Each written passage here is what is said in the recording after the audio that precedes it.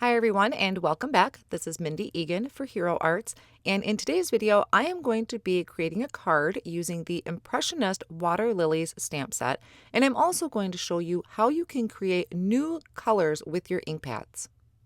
I'm going to start off my card by doing just a little bit of ink blending. I have a piece of white cardstock here, and just using my Tide Pool ink from Hero Arts and a blending brush, I'm just going to lightly add this color about where I'm going to be stamping my image. Now you can start it with the white cardstock, but by adding this, I'm kind of creating that lake scene or that pond scene, adding a little color there.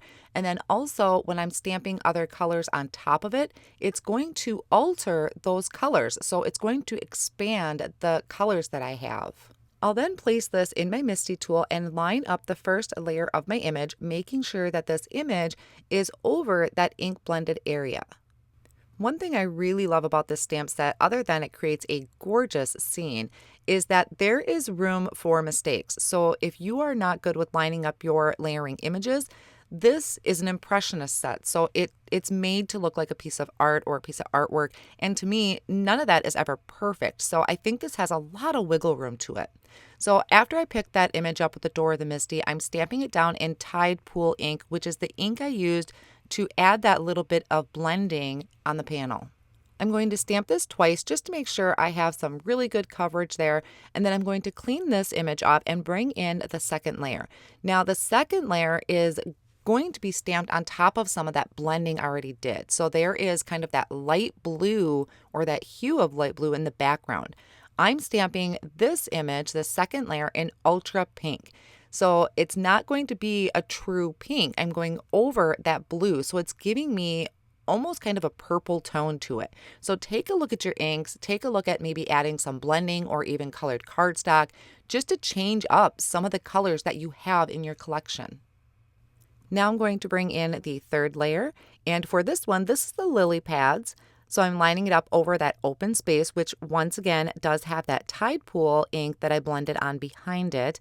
And I'm stamping this in green apple. So this is a really nice bright green. And I'll ink up my image and just stamp that down. I'm using a pressure tool to help apply pressure to my image.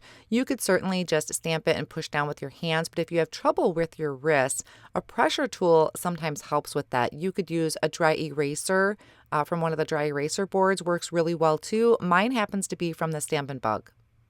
The next image I'm stamping, I will be stamping in Aquatic ink. So this is a really pretty blue, but once it goes over the top of some of those other colors that I already stamped down, it changes the tone of that blue. I also stamped this one twice to really intensify that color.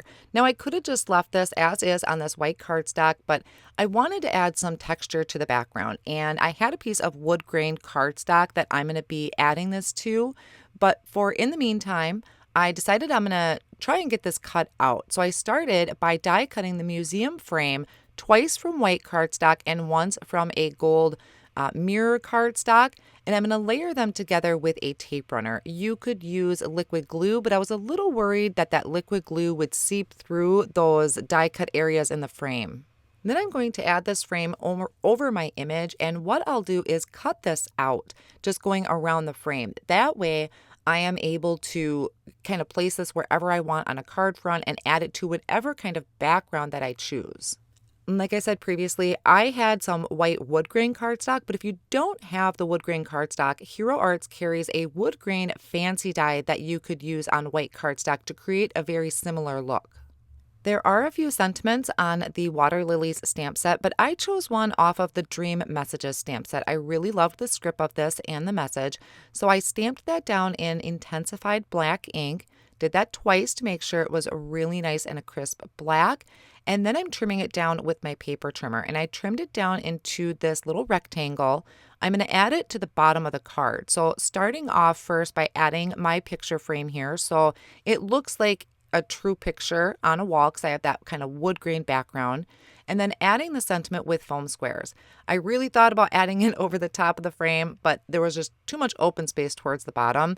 And I really like actually how this came out because to me it looks like a plaque under a picture frame like you really would see in a museum.